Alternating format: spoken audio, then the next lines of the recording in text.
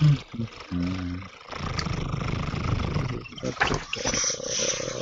Okay. let's keep going.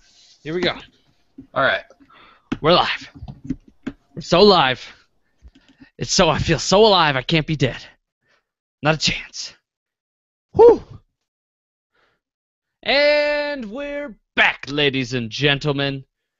2 weeks have gone, and we're here for you with a megalith of an episode. Welcome to another episode of the Super Movie Studies Podcast, a community of superhero movie fans, teachers, students, nerds, all sorts of people who just need a hobby, people looking to discover more about superheroes, and you know what? Other things, because everything's awesome. And, oh crap, that's trademarked from the Lego movie. Everything's cool when you're part of a team. Thank you! Wait, is that Arthur? No, that is the Lego movie. Oh, damn. Arthur goes every day when you're walking down the street. Everybody that you meet, something, something, something, something. And I say, hey, what a wonderful time of day, where you can learn to work and play and get along with each other. Yes, that's the whole purpose of this movie, isn't it? I'm your comic book cultured host, Michael Maurer, joined by the movie maestro, James Schuyler Houtsma, the scientific scholar, Arthur the Aardvark, and our special guest today, Grant Austin. Yes. Sorry, you don't get a alliterative nickname title because I'm fried. As we're going into this episode. Well, that's okay. I'm not as cool as you all are anyway, so I don't really deserve one. Oh, go fuck yourself. That's how I combat self-pity is hatred. Blue text. Anyway, what we're talking about? Oh yeah, SMSP is your premier movie discussion podcast. Every week we continue our journey, exploring our favorite subject, superhero movies. Every fan sees the movies differently, so we gather some amateur experts to discuss certain aspects of the movie. Whether it's money, comic books, music, Martha, or science, SMSP talks about it all in this week's episode. Batman vs. Superman, Dawn of Justice? And yes, there will be spoilers. Yeah, I sure hope you've seen this damn movie and didn't avoid it because some critics told you to. And just made an opinion on your own. But at the same time, they told you. Yeah. All right, let's even things out. Okay, first opinions. How do we want to go? We want to go positive, negative, down the middle. Because I'm looking at one harsh negative. I'm looking at two pretty positive, and one down the middle. So let's go. Let's mix it up. What the fuck does that mean? Fine, you get to start then. You spoke up. Okay, well, that's how that works. Batman vs. Superman is another entry in my long, messy, huge movies that I inexplicably really like collection. It truly is a sum of its parts film. Not all of it fits together greatly, and some of it probably could have just been left on the cutting room floor. But there's also some aspects of it that are really great and stick out in my mind and keep me wanting to revisit it, even though as a whole it definitely has some areas that could have been patched up.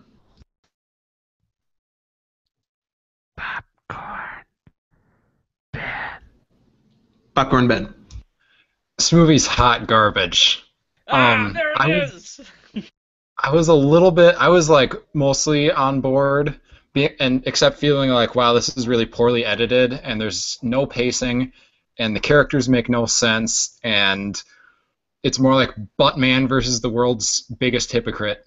But I was like, okay, like it's kind of interesting, and it's a commentary on limitless power and the dangers of that, and blah blah blah blah blah. Hold on, my phone buzzed. I'm gonna re-say that last part. And it was kind of an interesting. It was kind of an interesting commentary on the dangers of unlimited power and all that, and I was like, okay, well, this is interesting, and I like Jesse Eisenberg's performance as the Joker. Yeah, that's who he was. And then this movie officially went from being interesting but mostly bad to hot-ass trash when Batman didn't kill Superman for no reason, and then they had a big dumb action sequence for no reason. This movie's garbage. Don't see it. Who's gonna follow that? Popcorn Grant. You're up, Grant. Have fun. Well, I guess I lean way more towards Skylar's opinion than Ben's. I thought this movie was very good. I enjoyed it. There were definitely parts, like Skylar said, where it could have been left out, or else it needed more to explain it better. So it just depends on, I guess, your attention span on whether you can handle any longer of a movie. I don't know. I really liked a lot of the performances. I thought Ben Affleck did a really good older Batman. I thought Jeremy Irons was a really wonderful Alfred. So overall, I really liked it. I think everybody should go see it. I also really like Zack Snyder as a director because I also really liked Watchmen, and Man of Steel was okay too. So I don't know. I think it got a lot of bad press for no reason. Okay. It got a lot of bad press for some very good reasons, and also Zack Snyder has not made a good film in his life. Okay, all right. Ooh, Wow. All right. Let's try and middle the road here. Let's middle the road. Wow, shots fired on my opinion, Ben. Thought we were supposed to be friends. Right, don't be a judgmental motherfucker. Oh, well, then you just throw it right back at him with an ad hominem. Okay, all right. Everybody take a breath. Batman vs. Superman. Concept. Just those words scream $500 million. Just saying those out loud that's trademarked. This movie, on the other hand, we're looking at technically probably not the best made. You never sat in the scene for more than like 20 seconds for like the first 2 acts. All right, nothing really started to really come together until the 8 characters, the 10, 15 characters, they were all developing at the same time, actually showed up in the same scenes together. Then you were like, okay, I can invest a little. All right, there's a lot of things to talk about. The good and the bad. The good, a lot of strong acting performances. Holy cow. Holly Hunter as June Finch, top notch in my opinion. Batman, Ben Affleck, great job. But mostly Gal Gadot out of nowhere. Everybody was a little worried, but like, man, she killed it. She was like arguably the best part of that movie. A lot of negative, like the overall plot, which is a huge weakness, because you didn't really know what Luthor was trying to do, because he was just sort of manic crazy. And again, the pacing was all over the place. And the extension of scene upon scene towards the end, I was just like, all right, now Superman's dead, we're going to walk into that. And nobody felt anything, all right? That's the big deal with that whole final scene. I don't think anybody was shedding a tear over the death of Superman because it was so... There was no foreplay to anything. I think that's what this movie was missing, is you didn't get invested into anything outside of really Martha Kent getting captured and making sure that she's okay. Because I was worried about that one. I didn't know she was going to make it or not, because I didn't know how fucking dark they were going to get. Did we lose Grant? It looks like it. No. I'm still here. Oh, okay. We lost your camera. I just had my camera off. Oh, okay. What were you going to say, Skylar? Guess what? It got pretty fucking dark. Yeah. I mean, there were maybe 5 jokes in this whole film. Like, I can count them on one hand. But they were some pretty good jokes. I mean... None of them were funny. I thought they were funny. Everything Alfred said. Okay, Fantastic. Alfred was fine. Yeah. I'm thinking of one in particular that was just infuriating. And that's when Superman is like, is she with you? And Batman's like, I think she's with you. And I'm like, Batman, you dumb slut. She's with you. You fucking emailed her and said, hey, You're with me. Oh shit, you're right! I never my realized God, how little this- sense that made. You're right. Like That Batman. one blows. I'll give you that, man. Wow! I The totally moment- was just like, everybody just zoned that out because it was in the trailer, right? Like, oh, get the trailer scene out of here. But wow, that's so right. The joke everyone at my screenings laughed at was during the actual fight and the kryptonite starts wearing off and he punches him in the face and it's just generally, goes from good punch to just ting. Oh, I enjoyed the CrossFit scene. CrossFit Batfleck. It's got me pumped. Wanted to go hit a tire for an hour. It looks so fun. It did, honestly. I mean, how would you practice using a baseball bat or like using an impromptu bludgeoned weapon, right? Hit a hammer or hit a tire with a hammer? Okay, let's get out of first opinions. Go ahead. I was just gonna say my favorite joke was crime wave hits Gotham, and other news: water is wet. Lawrence Fishburne. See, a lot of you have a lot of strong performances, a lot of great. Nobody really dropped the ball. Arguably Jesse Eisenberg, depending on who you talk to. But they were also spread out, and nobody was talking to each other. Everybody was developing separately. That it was like 6 different movies. I've heard it said before, and I agree that this movie is the Iron Man 2 of what DC is trying to do. A lot of good players, fun action scenes, whatever. But it's basically a trailer for what's coming up in the comic book universe. 3-hour-long trailer. More so than an actually really, really good movie. Fun movie. Good? No. All right, so let's move on to money. All right, because that's what's really important about the future of Warner Brothers comic book films. Production budget, $250 million. Right, 200. We all knew it was going to be a lot of money going into this film, and then you can pretty much almost double that for marketing. Yeah, Warner Brothers is rumored to have sank almost the equivalent of the budget in additional marketing, which puts it somewhere around $450 million if you take stock in that. Okay, so that's the cost. Arguably about. So you're looking at about $800 to $900 million to come away as a partial success, because you've got a lot of bills to pay, and then future bills. But you want $1 billion, right? You gotta lock in $1 billion because it's pretty much. I don't know what I'm talking about. What did it make, Skylar? No, you do kind of have to make $1 billion with this film. That was definitely the studio's benchmark, and I don't know if it's going to do that. As of this recording, Batman vs. Superman has made $311.9 million in the United States, $518 million across the seas, which brings its total to $829.9 million. Now that's a number that, if you're a movie anywhere, that number's looking good. Let's just take preconceptions out of there. That's like automatic top 10, isn't it? I'll try about top 50, but anyway. But with the kind of expectations going around a movie called Batman vs. Superman, they're looking at wanting a little bit more. But let's look at some of the records. It's some of the notable things it's done so far, and some of the not good notable things it's done so far. Okay, it had the biggest opening for a superhero movie globally at $424 million. That's huge. That's a huge number.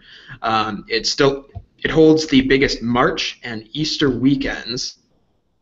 It's the 7th biggest domestic opening of all time, and it was 6th until the actual figures came in the Monday after, in which it lost about $5 million, which put it down to as 7th. Right behind Harry Potter 8, I think it is. Had a big Monday holdover at $15 million. And then you get to the second weekend. A lot of people were saying, this movie's going to have no legs. It's going to just drop off the face of the earth. And guess what? It did. It faced a drop of about 70%. That brings it down from an opening weekend of about 166 million to about 52. You know, I that stat sometimes because I think of it. Maybe this isn't correct economically, but if everyone went to go see this movie the first week, are you expecting everyone to just go see it again, or like the same amount of people to go see it the second week? Because I mean, everybody who wanted to see the movie went to see the movie. I don't get why such a big drop is so pivotal. And just, I suppose it is a big difference, sure, but I don't know if I'm fully getting my point across. No, I get what you're saying. No, it's really, I mean, its opening weekend was impressive. Like that, it came in above what people were expecting it to do by like 15 to 20 million. However, you have movies from about 3 months ago called Star Wars that also had a huge opening weekend, and then people went and saw it again the week after, and again the week after that. It was also released at a time when it didn't have a lot of competition, but with this one, people weren't going and making that second trek out to see it, myself included, or excluded. All right. So it's not a really rewatchable film, and I think that's a theme among Zack Snyder movies. It's Most true. of them are not watchable to begin with. Oh, there it is. I mean, speak for yourself. I Yeah, watch opinion. Logan all the time. Oh, I mean, I But- normally don't go more than like a few months without rewatching Watchmen, so right. Well, consider this too. It's 2.5 hours. It's dark as hell. Kids probably didn't get the experience they were expecting from, the commercials and the serials and all that junk that came out. There was like a 5-year-old right behind me in the theater, and I wanted to turn around and be like, "Hey, parent, No, I hope you know that this movie is brutally violent." still not as objectionable as the 7-year-old in Deadpool for me, but It's not an R-rated film somehow, because MPAA. We could talk about that for days. right. But are we good on the money stats for now? Sure, let me just run through some quick statuses of where it's at. Third biggest Batman movie behind the Dark Knight sequels, biggest Superman film, 13th biggest superhero movie in the U.S. It's poised to take over the first 2 Iron Man movies, which is probably going to happen by the time this podcast reaches your ear holes, and it maybe has a chance of surpassing Guardians of the Galaxy and Spider-Man 3. We'll see. 7th biggest superhero movie of all time worldwide. It's currently sitting at number 50 all time both. Probably will just surpass Spider-Man 3, which is at 890 million, to become the 6th biggest worldwide superhero movie. Likely 37 on the all-time list. Oh boy. Run it down. So, let's move on to the next section. Comic books. You know how this works. You should be a fan of the show by now. Or if you're not, here's how this works. I usually talk about some characters that are introduced in the film or some plot lines introduced. Normally, I would go into depth about how this movie borrows kind of heavily from the Dark Knight Returns storyline, but I talked about that in fervent detail in the Dark Knight Returns Part 1 and 2 podcast. The postmodernism's catching up to me. And it also borrows from the Death of Superman podcast. It also borrows from the Death of Superman storyline from 1992 by Dan Jurgens, mostly.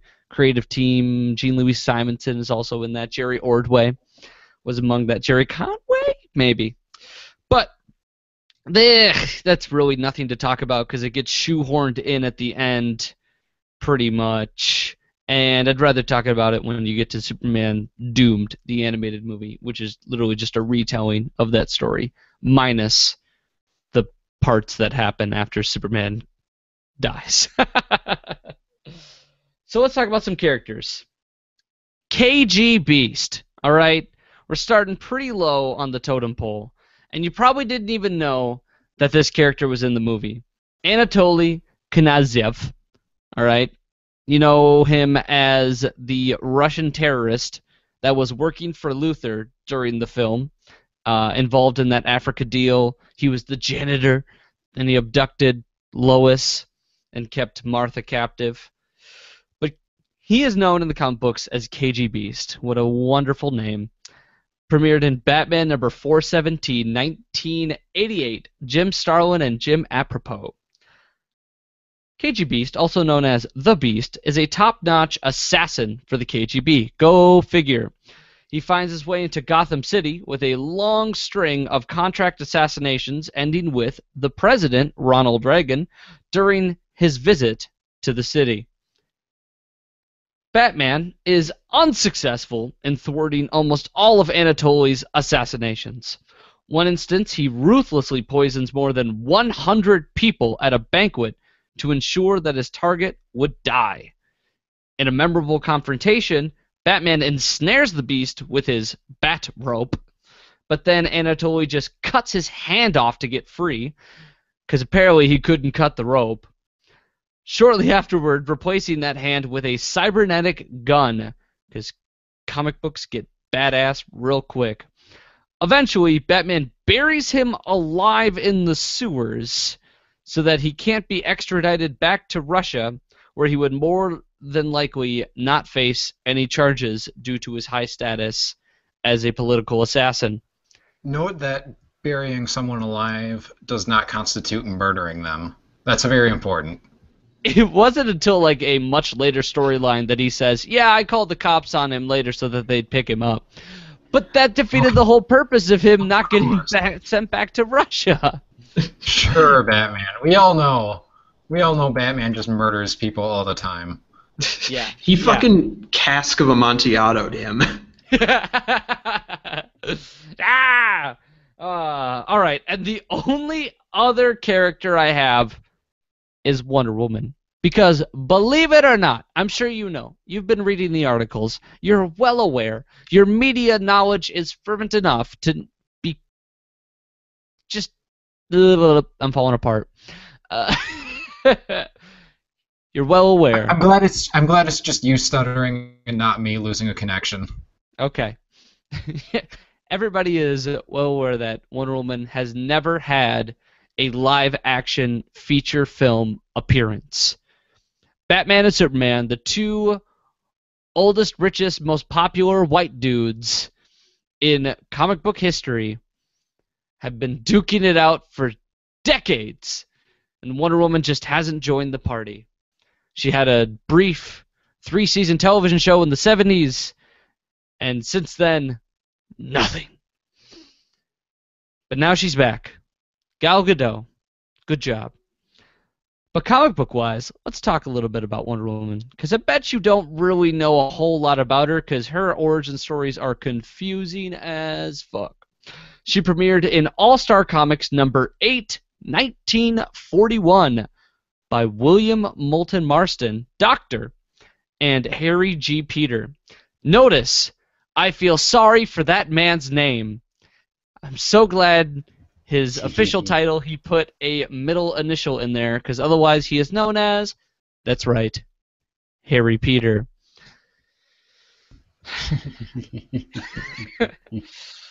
Oh. Moving on. High-class stuff. Diana Prince has gone through a wild ride over the years. She was created by psychologist William Marston, famous already for having invented the polygraph. Fun fact you probably read on the internet.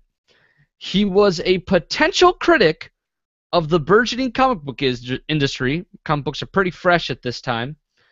For having... And in order to subdue his remarks, publisher Max Gaines was like, this guy could potentially say some bad shit about us and ruin sales, because that's what life was like back then. So he says, hey, I know you've got some issues with the comic book industry. I'm giving you a chance to fix them. Would you like to make and write a comic book character? And he's like, well, That does seem like the best solution, doesn't it? Yes, I do. So now he goes into deep brainstorming mode. The two most popular characters at this time are, of course, Batman and Superman and, like, Archie. Uh, and they're just all these white guys duking it out or stuck in love triangles. So he wants to create a character who doesn't fight with violence as much as fights first with love and compassion. And bondage. And that's later point. And pushed by his wife Elizabeth to also make the character female, hence creating Wonder Woman. Marston is quoted as saying, "She was made to be psychology propaganda for the new type of woman who should, I believe, rule the world." When you get deeper and deeper into William Marston's lifestyles, you go, because a lot of early books had very heavy bondage themes. I've mentioned this before.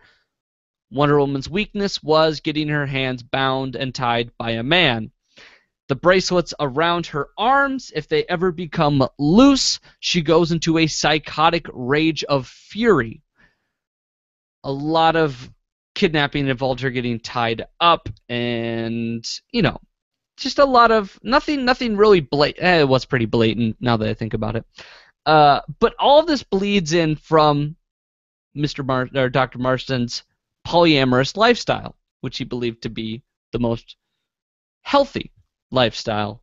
That's multiple wives, that's multiple relationships. I'm sorry, bigamy is multiple wives. But we kind of forgive this because he's credited with creating the most known. Let me rephrase. Let me back up because that sounded dicky.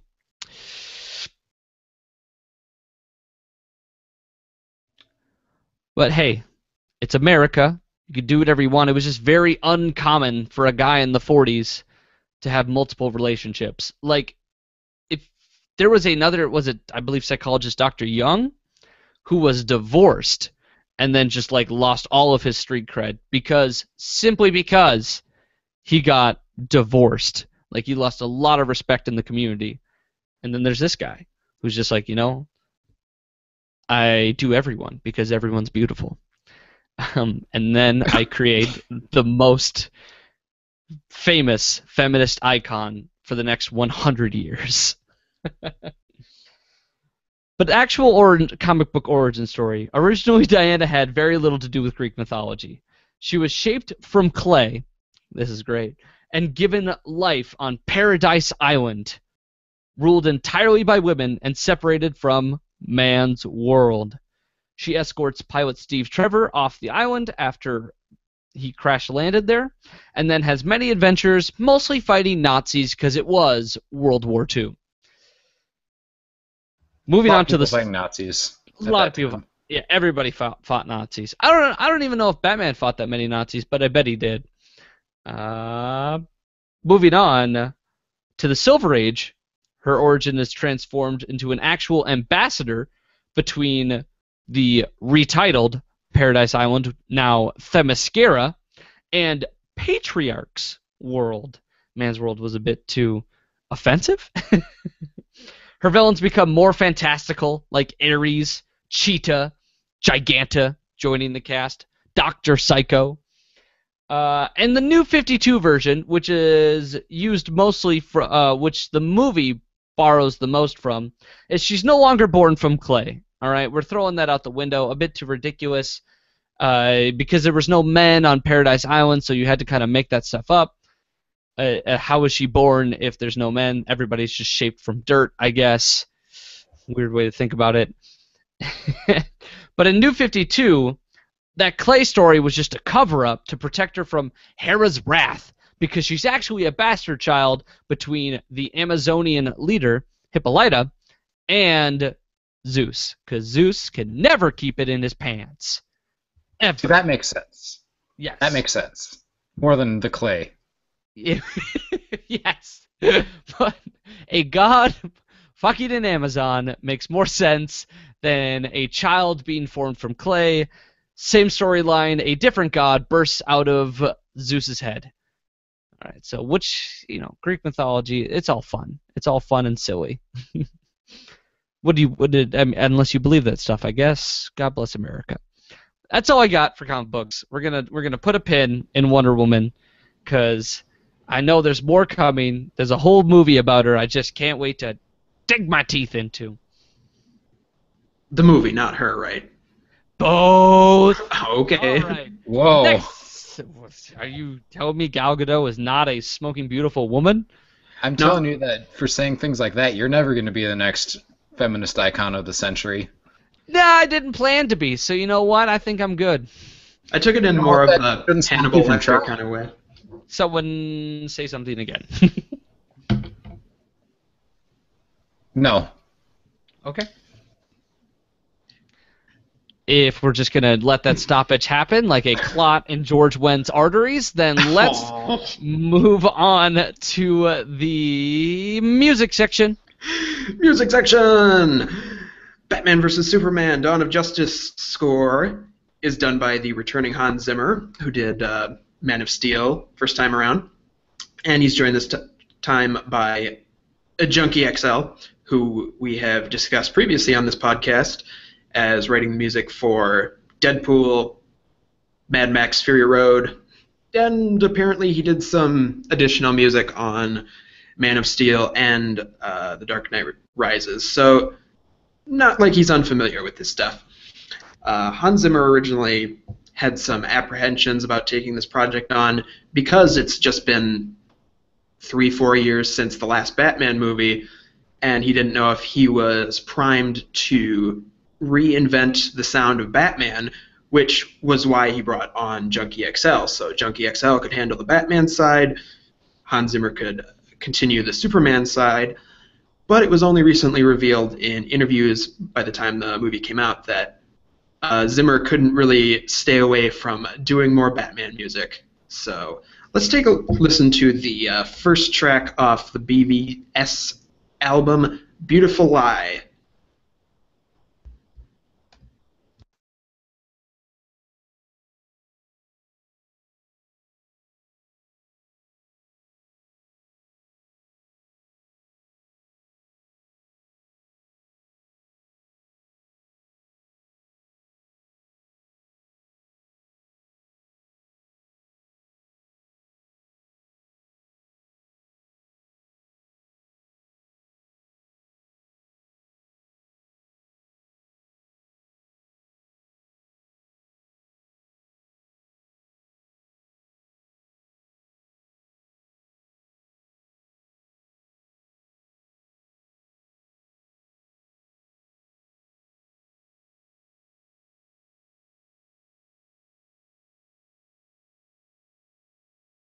Is that in a confrontation scene or something? That's the opening of the movie, and where it Oh. does the flashback to the night Bruce Wayne's parents are murdered. Yeah, let's count up the amount of times that's been displayed in media. True, but it was done really well here. So I will admit, yeah. I mean, it's like it's one thing to just be like another one, but at the same time going, he added like one new thing, so that's more than Gotham did. So, yeah. Gotham is worse than Batman vs. Superman, I will say that. Thank you. Oh Whoa, no! Your What? opinions are so wrong, Ben. So this is not. They this can't is be not wrong, a they're discussion. opinions. This is not. This No, is but not up that's- for that's discussion. how bad they are. I want the next song. Okay, let's. Funny, we're actually agreeing on that. Anyway, next song on the list is the theme that Zimmer came up with for Lex Luthor, which immediately upon listening, you just go, pirates, more pirates, pirate sound, maybe Sherlock Holmes. He has this really distinctive kind of Viennese waltz sound he attributes to all these wacky-ass characters, and Lex Luthor is just another one in the collection now. Let's take a listen to The Red Capes Are Coming.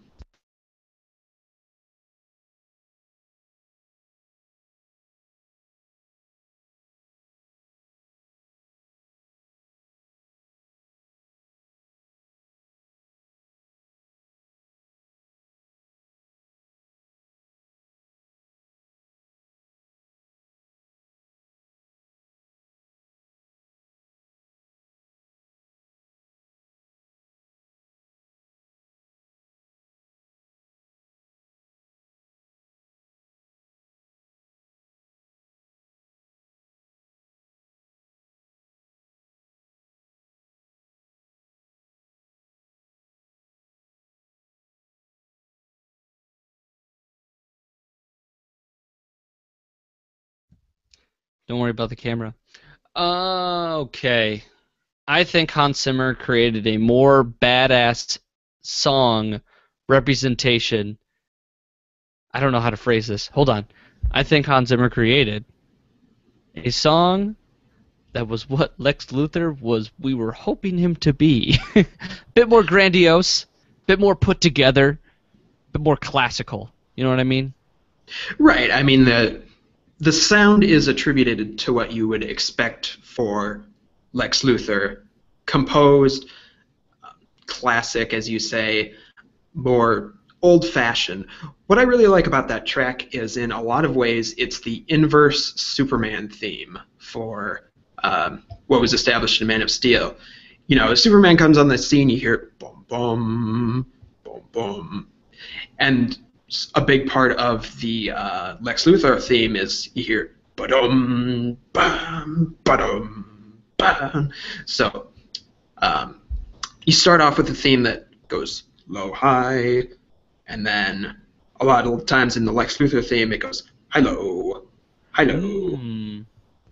So it's meant musically, it's an inverse of what the hero is supposed to sound like. So that's an extra kind of aspect that I appreciate about the music.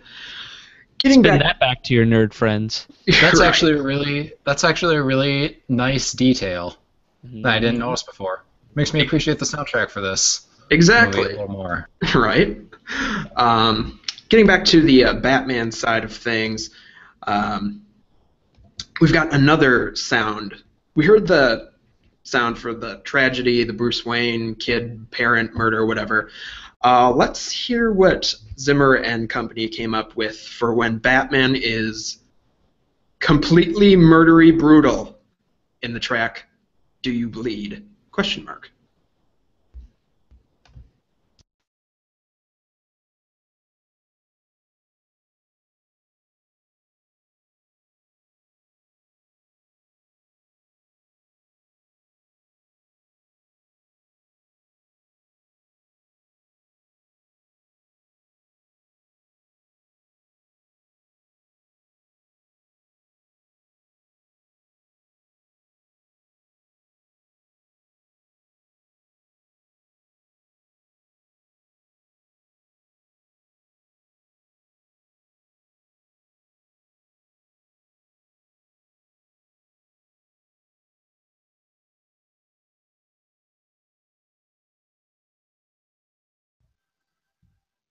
Oh man, that track is badass. Woo boy. It is. I originally, in listening to the soundtrack, I didn't really connect with the sound of Batman immediately. And then on, I don't know, second, third listen through, it was like that dun, dun, dun, dun, dun, that triplet figure just kind of worked its way in there, and it's like, okay, I can see what's going on with what they're trying to do here. It's just cool. Okay. It's trying to really convince you that Batman is now murdery. It does a good job if you didn't get that impression from the movie, especially since this is accompanying the Batmobile chase scene. Let's take. I just want to take a half a second to justify Batman being murderous. They said in the movie he's been doing this for 20 years. All right, and that like every friend he had is either dead or corrupted. So at some point, right, he turned. He went over to the dark side. He killed something or whatever. And now, like, he's just been coasting since. They It's don't implied really... that this Yeah. It's implied that this takes place after the events of the Killing Joke. And, well, Death in I- the Family. Yeah. So, but like, yeah, see, there's a whole dream So it's- sequence that I wish they would have just torn out and replaced with Batman going over the edge so that we could clarify so people aren't, because I was still sitting in my seat going, he just murdered a person. Are we not going to talk about how that's a new thing? Like 75 years, he is I not. kind of picked up murdering. on. I kind of picked up on like it's a little implied that he murdered the Joker. But Suicide Squad. So unless that's a prequel, which we don't know. Oh, Anyway. fuck extended universes. I'm done with them. I I'm I so picked- done. I picked up on it in Alfred's speech when he talks about, men fall from the sky and the fever, the rage, when men turn cruel. That was his kind of being like, oh, hey, you're kind of really scary now in that you just brutalize people to death. So Freaking brands people too. That was he moved away from that, but still, wow, it's a good Yeah. startup. It gets you a real look into the attitude of Batman in the New World Order.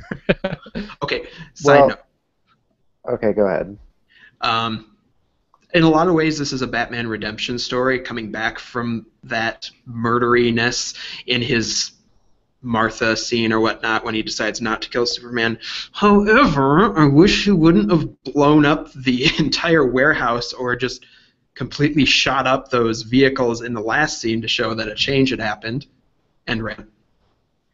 Okay, so I was just gonna say that like I feel the studio had to like change the characters in some way to make them different from the comics and different from what's already been done because they're characters that have been done so much. So like with Wonder Woman, since she's never actually been in anything other than her TV show, you could like change her up into whatever you wanted, really, or keep her the same.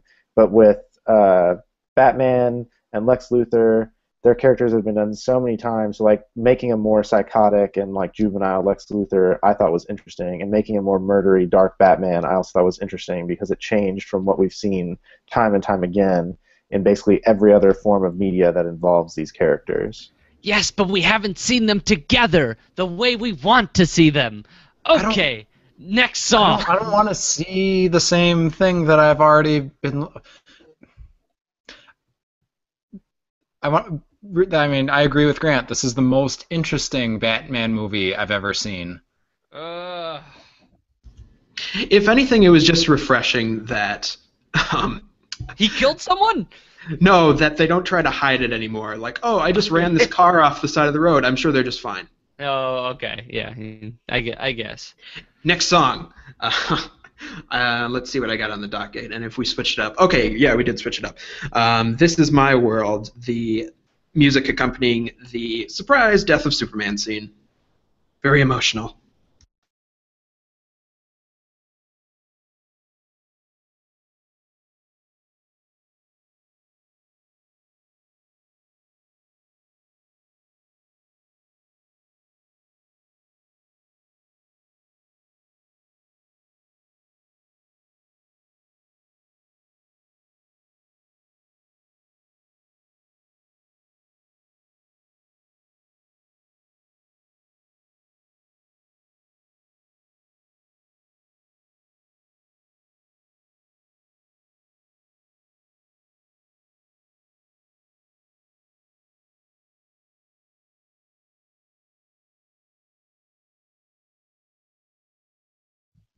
You know, Hans Zimmer, I love like 95% of what you do. This song, not a fan, because it doesn't sound like a funeral or anything. It sounds like a title crawl, in my opinion. It sounds like Batman vs Superman is about to show up at the beginning of the sequence. It's technically not a funeral. It's when he's flying and Yeah. yeah. But it's supposed to, it's this big climax, and then somber because he's dead.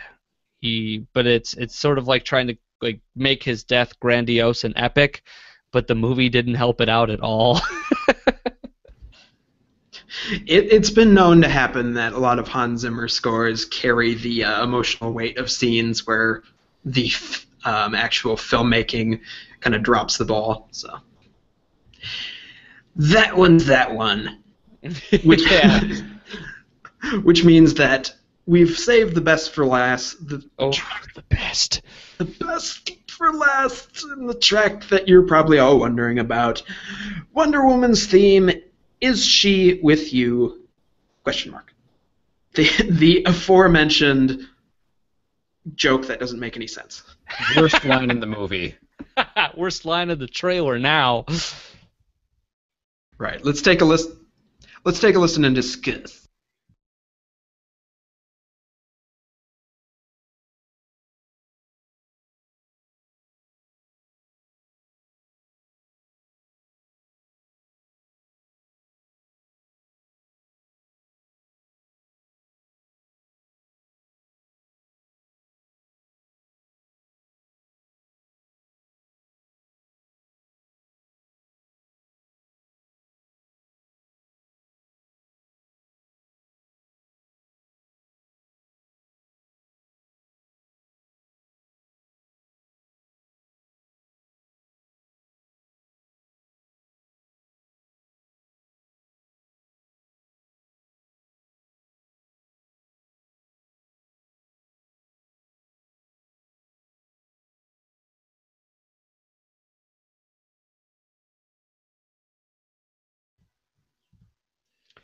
Just live for those Hans Zimmer drums.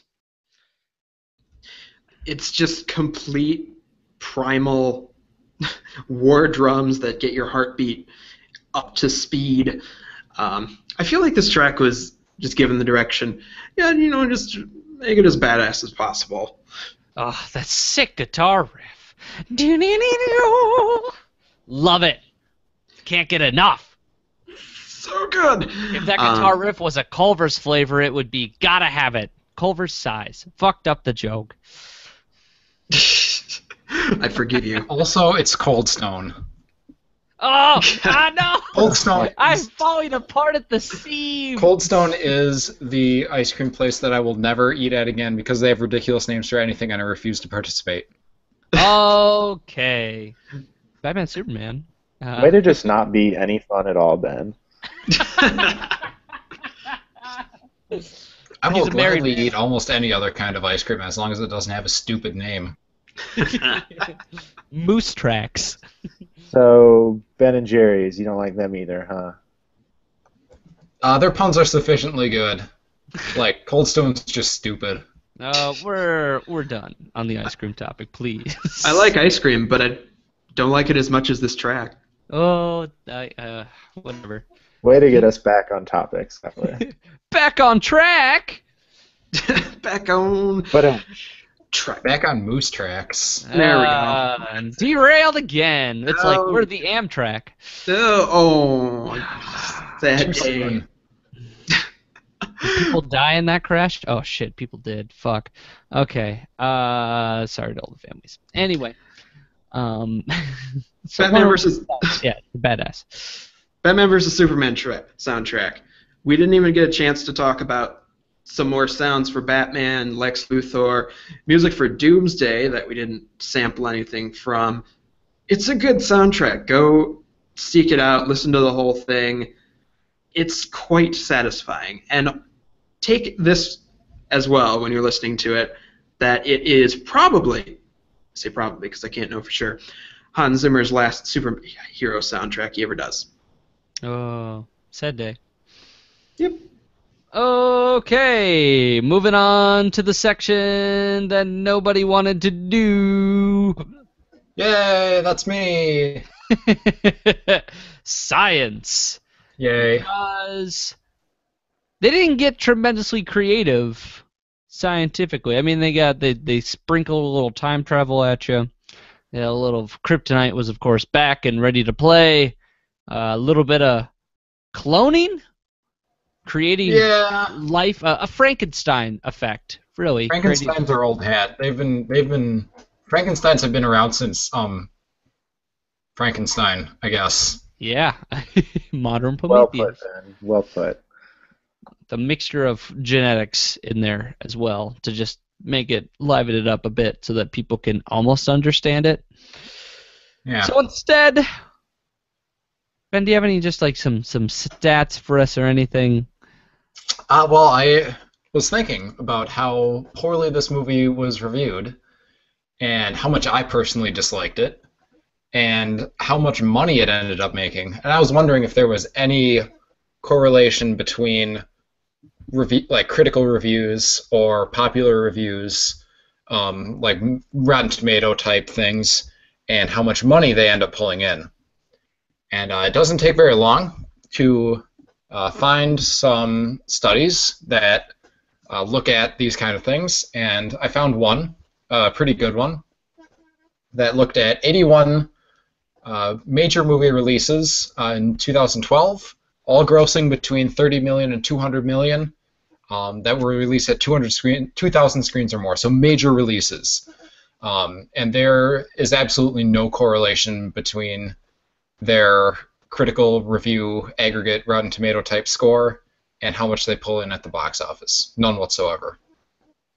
Because the Rotten Tomato review comes out before the movie. So it's the Right. reason you're not going to the movie is because your friend went and saw it, you were on the fence, and your friend said don't see it. It had nothing to do with, Right. that person online said don't see it. Right. It's all And about that's- people next to you. That's why this movie didn't it earned a ton of it earned a ton of money its first weekend, and then 70% less the next weekend because the word of mouth is more important than what critics say. Yeah, it's not solely critics. They're definitely a part of it. Let's not take that out of the equation. Right. They're adding to the word of mouth. But the somewhat sickening part is that like it's a feeling. There's no stat, but it's a feeling that we're getting closer and closer to people just taking like the stat, the quantifiable number of how good a movie is, and just like treating that as your basis for if you should go like see a movie and experience it for yourself, right? If it's a 29 out of 100, well, I'm not going to go see that movie. It's Batman and Superman in it. Well, what's the stat? 29 out of 100. Like you could say everything, but as soon as you say, "Oh, it was a crap movie," people will just absorb that opinion if they haven't seen it. And again, no hard stat, but it's a feeling. It's like this psychotic feeling. Right. To feed into the that phenomena of psychosis you were talking about, a maybe more accurate representation is a system called the CinemaScore. It takes groups of audiences, has them rate the movie, whatnot, and then it publishes the ratings on a A through F scale. Batman vs. Superman got an average B rating from audiences, which in the long run, that's an okay thing. Deadpool, I think, got an A. Individual demographics, B minus for men, B for women, A minus for people under 18. So that's just another thing to add the pot. Yeah. Critics didn't like this movie because it's not like a good script and it's poorly edited. And like all these like things that like filmmakers focus on and film critics focus on, this movie does really poorly. But if like you're just going in an audience and you're like, oh, let's go see Batman and Superman fight, it's fine. There's a good half of that where you're entertained, and then there's a good quarter where you're confused, and then a final quarter where you're just like, you've kind of given up. Yeah, I kind of want to go home. Yeah. But half of it is still good. You were like, yeah, okay, that's good. Yeah. So, you know what is a better predictor of box office success is how much they spend on marketing the movie. Uh-huh. So it like kind of becomes a self-fulfilling prophecy in some ways because it's like, well, we have to earn so much money or else we're going to lose all our money. So we better throw money into marketing, but then the only reason it brings in as much money as it does is because there's so much marketing for it. It's a strange loop. This movie is the antithesis of that, actually, because it's projected with how much they put into its marketing. It has to make at least, I think it was $380 million in the U.S., which it won't, and over $900 million worldwide, which it probably won't. It's projected now that it will actually be less profitable for Warner Brothers than Man of Steel, despite making more. That's how it rolls in Hollywood, baby. It's crazy-ass business. Anything else from the science section, Benjaruni? Not really. All right. I just wanted to say that over like their lifetimes, since Batman 1989 and Superman 1978, Batman has far out-earned Superman. But that's not that interesting. It's just more money stuff. So, well, I mean, we can move on. Yeah, he's out-earned him. He's also had like a couple more movies. No, just one or two. Yeah. That's what a couple means, dumb Michael. Jesus. All right. A couple means exactly two. Okay. Yeah, I see it as like 1 to 3. Like, but probably 2. That's how I was raised. A couple was like you're guessing that it's most likely wrong. 2. That's not right. Go fuck yourselves, guys. Some of us don't live in the logistical world. But some of us do. Grant, thanks for speaking up. Let's talk fun facts. What have you got for us? Fun things to talk about. Don't really have a whole lot of fun things to talk about. Honestly, you didn't give me heads up on this, so. All right. Here's the thing. If I asked you to be on the show. Yeah. All right. I'm expecting people to come up with, like 5 minutes, maybe to 10 minutes of material. Well, no, typically I do science stuff, but this movie had no interesting science stuff, as we've already talked about. So, Get creative. Think of something new. I gave you a topic, and you only decided to ask me 10 minutes before we started recording. well, um, I mean, obviously, this is not the first time that Batman has killed at all. Not even close. So I'm sure you know this already, but in his first ever self-titled comic book, he killed somebody with a noose hanging from his Batplane after mowing down several people with a Gatling gun that was on his Batplane. What year was this? Like 43? Whenever his very first Batman issue came out, so like after Detective Comics, when he finally got a self-titled issue. I think that's 1941. Yeah, but so there's that one, and then just several other instances of Batman killing people. So this is by no means the first, not even the first time him using like guns or anything, because I'm pretty sure he had guns on his Batwing in this film as well. Mowed down some people with that. So. Did he have guns in The Dark Knight? He kind of had those like rocket launchers that he used to like disable vehicles, but he never like shot anybody. He had guns on his bat pod because he shot down that glass door, which was totally unreasonable because he could have just run straight through it and been fine. Just a waste. He had the sticky grenade launcher. Yeah. The Tumbler had cannons.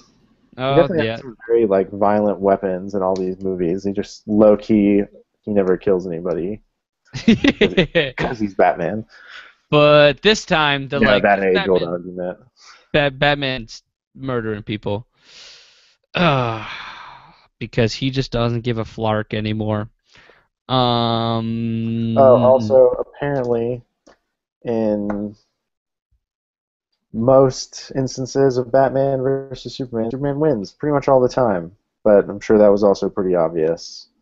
Well, we're looking at it. Let's break that down a little. You've got so many fights. They've never fought feature film, except now. They've fought a couple times in animated versions. Most of those end up ambiguous because kids' TV. And then you've got comic books, where it all begins, right? And Batman and Superman come at odds with each other almost never, because that's considered, among the comic book nerds, a Marvel thing. The superheroes meet each other, they gotta fight before they can solve their problems. In DC, that doesn't happen that often. They mostly look at each other somberly and figure out if they can solve a problem, or if they just hate each other's ethics so much that they just can't work together. A lot of rooftop conversations. A lot of rooftop conversations. That is very true. So there's probably less than 10 in continuity instances where Batman and Superman actually traded blows. And most of the time, Superman was in mind control, or Batman was using a ton of help from other heroes. It wasn't a mano-a-mano battle. Or Batman was under mind control. Or Batman was under mind control, and therefore Superman was holding back. Because that's just how it rolls, right? And the only real instance of when you can really see them just fighting each other is in Elseworld stories, which are things that are considered non-continuity of the whole DC universe. They fight each other in Superman Red Son. The other big one is Injustice, Gods Among Us, which that storyline is hinted at in this movie, in case you're wondering. So pick up that comic book, and you can probably draw your own conclusions of just is that the direction they're eventually going to go with this franchise series? Because in that world, Superman goes crazy and becomes the villain of the universe. And people love it. People love that theme. Why? Why is it that the ultimate good guy's got to go bad before people's interested in him? Because it's easy to say that an all-powerful being is going to be evil and hateful and aggressive rather than good and benevolent. Mm. So that's what the like DC fans have been holding in on themselves for the past like 30 years, right? Is that the DC characters are just a bit more benevolent. They're not as grounded because their ethics are so high and above everyone else. They're what you want to aspire to be. And Marvel is what you are, in that you're probably going to, in the heat of a moment, punch someone before you ask them a rational question if they made you angry. Simply by existing.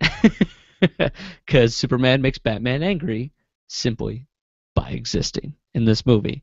And you're just wondering, you were all waiting for the moment of when are they going to reach clarification and why. And it was a bit of a downer in this film. I thought it was good. A lot of people thought it was silly. Your mom's named Martha. My mom's named Martha. Let's be besties. Well, I think it was more of just Batman had never thought of Superman as somebody who had a mom because he's just this god. So, like, recognizing him as a little bit more human made him realize, okay, maybe he's not all bad. And then the fact that they had the same mom's name just kind of, like, topped on to that. Yeah, I liked that idea too, because I saw it in the theater as, oh no, I've become Joe Chill. I've become the same person who killed my mom, because that's what my dad whispered when he died. And here I am reliving this exact moment in a completely different context, but still, like, now I am a murderer. And does he stop murdering? We need to get more story on Batman's murder history, okay? Grant's interpretation of that scene makes way more sense than what I actually picked up on in the movie. But I think if the movie were just like more well done, that would have been clearer. Mm-hmm. Yeah. And it See, would have made it a better film. There's chunks missing, and there's chunks that needed to be missing. That is to go almost without saying. But if we're all good there, I want to move on to the final section because I want to power through this. We're just gonna cycle down the list because going over time and I gotta be somewhere. Quick, before we do that, can we plug the murder versus homicide segment that we might end up doing? I'd love to plug something that is possibly planned. I'll plug it when we've recorded it, and then I'll plug it when we've recorded it. Here, let's say this. Batman vs. Superman, this movie, there's so much to talk about. There's so many ideas that get brought up in this film. And you can easily expect possibly more episodes that stem from scenes, thoughts, themes brought up in this big movie. Because whether or not you consider it a success, a bomb, you loved it, you hated it, it's kind of a cultural staple mark because we've been waiting for it for so long, and we have to now analyze the shit out of it. So I'll say that. Ambiguous plug. Ooh. Yeah. Sounds like my last Wednesday night. All right. Whoa. Oh, we went there. Okay. Let's get on to the drinking game rules, all right? Can we just rattle these off? All right, let's just go right down the list. I don't know who's in what order here. You know, let's go oldest to youngest and just work our way down the line. Someone say a rule. Drink every time someone makes an obligatory "there are no civilians around" comment in the finale. I'm pretty sure I'm not the next fucking oldest. I don't know how old. Definitely the youngest. So I don't know how old anyone is. Yeah. I don't know Top how to old bottom. I am. Top to bottom on the list. Woo! Go, Ben. Okay, I don't want to do the next one though. Oh, for fuck's sake. All He right. just really wants to say fucking murders somebody really Okay. bad. All right. Next rule. drink when you realize Perry's speech about it not being 1938 is probably a dig at people who don't want a modern Superman. Depressing. A little bit feudalistic. Drink every time your new modern Superman, drink every time your new modern Superman fucking murders somebody. You skipped the one you were supposed to do. Oh my god, just pick it up! Christ almighty. Drink every time Batman fucking murders someone. There you go. Nice emphasis. Well, it's in all caps, so I mean. Drink every time they should have replaced Lex Luthor with the Joker and changed nothing else, and the movie would have made more sense. Oh, so true. So true. Drink every time Lex Luthor is the sanest person in the movie. You won't have to drink that often. That's going to be No, like you a... will. He's the only one who knows that, like, Superman's a problem because he keeps murdering people, so we have to stop him. And I was like, yes, I'm on your side. By murdering more people. Well, I Yeah, mean, what about really. Batman throughout the first, like, He's 75? murdering one person. He's murdering Superman. That's his plan. He blew up the fucking Senate. He made Doomsday. Like, he had no But there were no contingency plan for civilians Doomsday. around. Oh, my like he God. could Oh my control god. it. Drink when your patience for Jesse Eisenberg runs out. Or Ben. Oh my god, I'm wasted by the end of this episode. Drink every time something in this movie happens that's directly out of The Dark Knight Returns. Drink out of frustration when Lois throws the spear in the water, almost drowns retrieving it, then Superman almost drowns retrieving it. Yeah, that whole spear thing. You can just start chugging, because fuck, that was a nuisance. I have to drag him back to where the spear is. No, you don't, Batman. Go get the fucking spear and then go get him.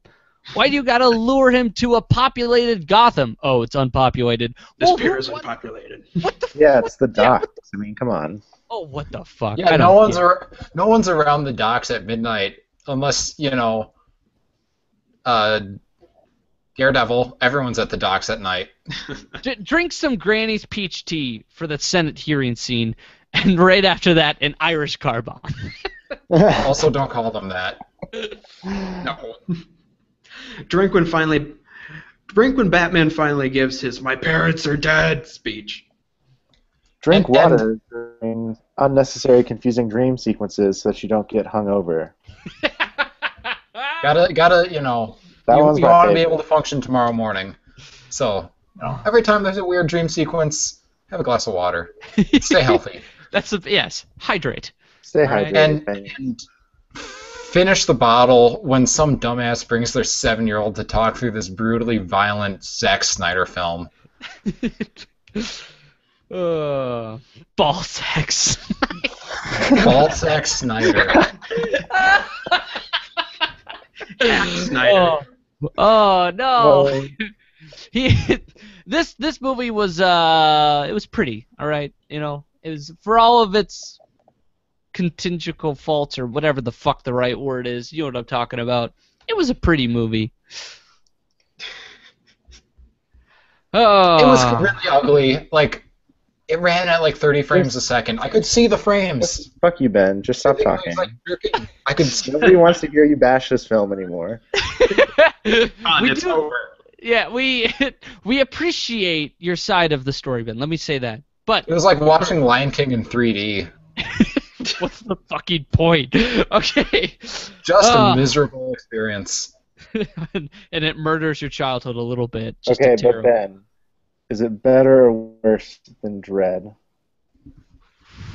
At this point in my superhero movie watching career, there are several movies that are worse than Dread, and this is one of them. Oh. Okay. You know Damn. what? I will say I will Damn. agree with that. I would rather watch Dread than this movie. As Dread fun as is- this film is, I would rather Dread's watch like Dread. Dread's like pretty good. I'm realizing now. We've converted him. You need a new pariah of a film. Is it this one? It's gonna be this one, I guess. If you guys all liked it, and I think it's hot trash. Hey, middle of the ground here. I give it a solid 5 out of 10. But That that is an looks like F. it's. I'm at a 7. Looks like that's going to wrap it up for today, super fans. Super Movie Studies is recorded and produced by TriUpCop Productions. If you like what you hear, show us your support. Rate us on iTunes. But do not give us a 29%. Dear God, please, no. 5 out of 5s only accepted at the door. 5 out of 10 is also okay. That's an average score. Yeah, That's not failing. Mm-hmm. Oh, TribeCop.com website, up to date by the time this airs. This is our first episode past the spring break, and I promised it would be there. So here it is. We're recording during spring break, therefore, I'm going to chew my own ass out if it isn't fucking there. Whoa. First you were plugging, now you're chewing your own ass. That's Wow. wow. Oh, I already love this episode. I think it's our best one yet. It's pretty good.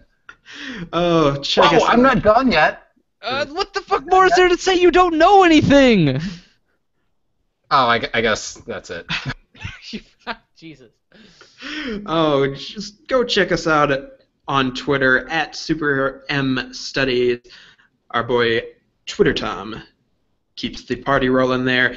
Continue this miserable, fucking negative-infused conversation on Twitter with us. Holla at your boy Tom. All right, that's. I'm full of energy because I'm falling apart. That'll do it today. I say that a lot. I need a new outro phrase. We're leaving you and taking the cat.